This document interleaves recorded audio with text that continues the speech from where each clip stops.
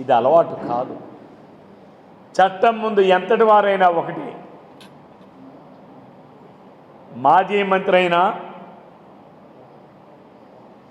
Present మంత్రి అయినా, సామాన్యుడైనా, కోటీశ్వరుడైనా చట్టం అందరికీ సమానమే. ఈ చిన్న లాజిక్ని మీరు విస్మరించి ఈరోజు మీరేదో బాధితులలాగా, పాపం దానయ్య కుటుంబం వచ్చి ఏదో మీ బిడ్డని యాక్సిడెంట్ చేసి ప్రమాదానికి గురైనట్టుగా చిత్రీకరించి మాట్లాడుతున్నావే జగన్మోహన్ రెడ్డి. మీకు ఏమైనా మానవత్వం అంటూ ఉందా జగన్మోహన్ రెడ్డి? నీ డిఎన్ఏలో ఎక్కడైనా? మీరు నిన్న శ్రీకాకుళం జిల్లా వస్తుంటే మేమంతా భావించాం, ఒకవేళ పలాస వెళ్ళి దానయ్య కుటుంబాన్ని పరామర్శించి తండ్రిని కోల్పోయిన బిడ్డలకి ధైర్యాన్ని చెప్పి, భర్తను కోల్పోయినటువంటి భార్యకి ధైర్యాన్ని చెప్పి, తల్లిని కోల్పోయిన పుట్టెడు శోకంలో ఉన్నటువంటి కొడుకును కోల్పోయిన తల్లికి అండగా నిలబడతానని భరోసా ఇస్తావేమో అని ఆశించాం. కానీ ప్రజల ఆశలన్నీ అడియాశలు చేసి, ఎందుకంటే నీ నైజం అది కాదు, నీ వ్యక్తిత్వం అది కాదు. మర్డర్లు చేయడం, మర్డర్లు చేయించడం, వాటి తాలూకా ఆధారాల్ని, సాక్ష్యాల్ని తారుమారు చేయడం నీ నైజం. ఇది మరొకసారి నిరూపించుకున్నటువంటి వ్యక్తి భారతదేశ రాజకీయాల్లో ఎవరైనా ఒక రాజకీయ నాయకుడు ఉన్నాడంటే అది జగన్మోహన్ రెడ్డి గారు అని చెప్పి ఈ సందర్భంగా తెలియజేస్తున్నారు. అంతేకాదు, నిన్న మీరు మాట్లాడినటువంటి మాటలేంటి ప్రెస్ మీట్లో?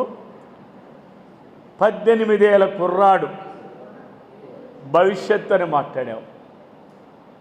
45 ఏళ్ళ వయసులో ఉన్నవాడు వయసు అయిపోయిందని మాట్లాడుతున్నావు. అంటే మరి మీ వయసు ఎంత జగన్మోహన్ రెడ్డి గారు? మీ వయసు ఎంత? 45 ఏళ్ళ వయసున్న దానయ్య వయసు అయిపోయినోడని మాట్లాడితే 55 ఏళ్ళు నిండినటువంటి మీకు వయసు అయిపోలేదా జగన్మోహన్ రెడ్డి? మరి నువ్వెందుకు పనికొస్తావు?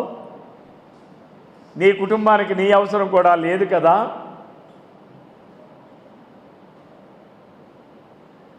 మరి దానయ్యని 45 సంవత్సరాలు అయిపోయిన వ్యక్తి కోసం ఆలోచన ఎందుకని మాట్లాడుతున్నావే? ఆ బిడ్డలకి తండ్రి అవసరం లేదని మాట్లాడుతున్నావే? ఆ భార్యకి భర్త అవసరం లేదని మాట్లాడుతున్నావే? ఆ తల్లికి కొడుకు అవసరం లేదని మాట్లాడుతున్నావే? 45 సంవత్సరాలకే వయసు మీరిపోయిన వ్యక్తిని మాట్లాడుతున్నావే? మరి దానయ్యకే 45 సంవత్సరాల వయసు మీరిపోతే 55 సంవత్సరాలు నిండిన జగన్మోహన్ రెడ్డి లేదా 60 సంవత్సరాలు నిండినటువంటి అప్పలరాజు మీరు అవసరమా ఈ సమాజానికి? నువ్వు మాట్లాడే దాంట్లో ఏమైనా అర్థం ఉందా జగన్మోహన్ రెడ్డి? నీకు సిగ్గు, లజ్జ, చీము, నెత్తురు అనేటటువంటి పదార్థాలు నీ బాడీలో ఉన్నటువంటి రక్తంలో ఒక్క బిందువైనా ఉందా జగన్మోహన్ రెడ్డి? ఈ యొక్క రాష్ట్రంలో కొత్త వింతలు. ఎక్కడైనా ఎవరైనా సరే బాధితులను పరామర్శిస్తాం, పలకరిస్తాం, ధైర్యాన్ని చెబుతాం, అండగా నిలబడతాం. కానీ ఇక్కడ నువ్వు చేసినది, ఎవరితోనైతే బాధించబడ్డారో, బాధించబడినటువంటి వ్యక్తుల్ని కాకుండా, కుటుంబాలను కాకుండా బాధించినటువంటి వారిని ఈరోజు మీరు పరామర్శకు వచ్చి, కానీ నువ్వు చేసింది ఏమిటి? నీకు అప్పలరాజు మీద కూడా ప్రేమ లేదు. ఏమయ్యా సీదిరి, మీ నాయకుడు చేసిన దొంగ పని గుర్తుపెట్టుకోండి. వైసీపీ పార్టీలో ఉన్నటువంటి ధర్మాన ప్రసాద్ గారు, కృష్ణదాస్ గారు, రేపు మీ పరిస్థితి కూడా ఇంతే. జగన్మోహన్ రెడ్డి రాజకీయం కేవలం షోలు చేయడానికే, మిమ్మల్ని హక్కును చేసుకోవడానికి కాదు. ఉదయం 10:30 గంటలకి 10:30 విశాఖపట్నం ఎయిర్పోర్ట్లో దిగితే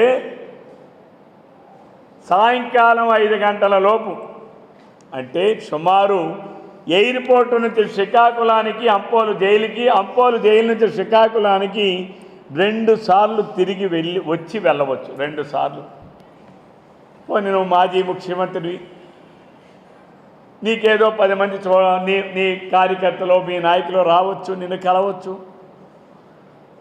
10:30కి దిగినటువంటి వ్యక్తివి సాయంకాలం 5 గంటల వరకు కూడా నువ్వు కనీసం ములాఖతు ఏ సమయంలో ఉంటుంది, ఏ సమయం నుంచి ఏ సమయం వరకు అనుమతిస్తారు, ఏ రోజుల్లో అనుమతిస్తారు, ఏ రోజుల్లో అనుమతించాలన్న సంగతి నీకు స్వయాన అనుభవం ఉన్నటువంటి వ్యక్తివే. 16 నెలలు జైల్లో ఉన్నటువంటి వ్యక్తివే. ఎన్ని గంటల వరకు ములాఖత్ ఇస్తారు, ఎన్ని గంటల నుంచి ఎన్ని గంటలకి జైలు బ్యారెక్స్ నుంచి బయటికి ఉంచుతారు, మళ్ళీ ఎన్ని గంటలకి బ్యారెక్స్లో వేస్తారు అనేది నీకు స్వయంగా 16 నెలల అనుభవం ఉంది కదా జగన్మోహన్ రెడ్డి. మరి నీకు తెలిసి కూడా నువ్వు అప్పలరాజుని పరామర్శ కోసం కాదు, నువ్వు కేవలం షోలు చేసుకోవడానికి వచ్చావన్న సంగతి నిరూపితమైందని చెప్పి ఈ సందర్భంగా తెలియజేస్తున్నాను.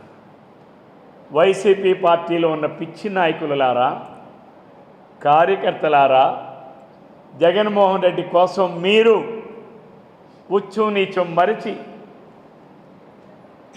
మంచి చెడు విస్మరించి,